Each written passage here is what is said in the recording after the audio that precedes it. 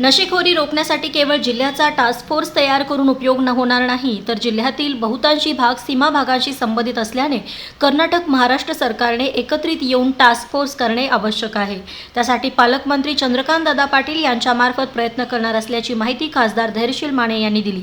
येथे शिवसेना सदस्य नोंदणी अभियानाची सुरुवात येथे झाली, त्यानंतर ते पत्रकारांशी बोलत होते। यावेळी आमदार सुहास बाबर, जिल्हा प्रमुख आनंदराव पवार, गौरव नाईकवडी, अमोल पाटील उपस्थित होते। खासदार माने म्हणाले, शिवसेनेने प्रत्येक विधानसभा क्षेत्रात 30,000 शिवसैनिकांची सदस्य नोंदणी करण्याचे टार्गेट घेतले आहे। 25 फेब्रुवारीपर्यंत ही नोंदणी करण्यात येणार आहे। त्यासाठी पक्षाचे कार्यकर्ते कामाला लागलेले आहेत। जिल्ह्यातील प्रत्येक तालुक्यात 30,000 सभासद नोंदणीचे उद्दिष्ट देण्यात आले आहे। आगामी स्थानिक स्वराज्य संस्थांच्या निवडणुका डोळ्यासमोर ठेवून पक्ष संघटन आणि बांधणी करण्यात येत आहे। उपमुख्यमंत्री एकनाथ शिंदे यांनी चांगल्या पद्धतीने काम केल्याने लोकांच्यातून उत्स्फूर्त पाठिंबा मिळत आहे। कार्यकर्त्यांना बळ देण्यासाठी ही मोहीम हाती घेतली आहे।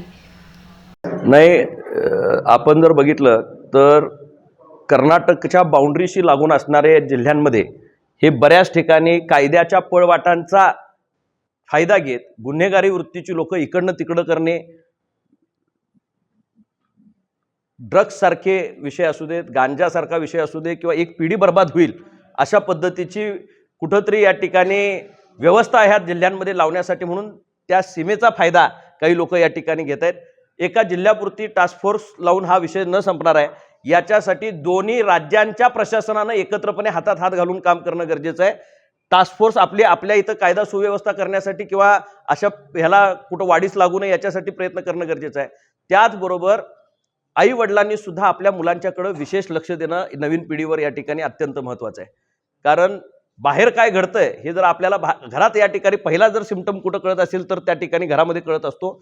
आपल्या मुलांच्यावर विशेष लक्ष देणं आणि प्रशासनानं कठोर कारवाई त्या ठिकाणी करणं। कोल्हापूर जिल्ह्यामध्ये तशाच पद्धतीची कारवाई टास्क फोर्सच्या निमित्तानं शासनानं घेतलेली आहे। इथं सुद्धा चंद्रकांत दादांनी चांगला निर्णय घेत त्याच्या बाबतीतलं एक टास्क फोर्स त्याच्यामध्ये निर्माण केलेली आहे। मी दादांनाही विनंती करणार आहे की 2 राज्यांची समन्वय समिती याच्या बाबतीतली नेमण्यात यावी।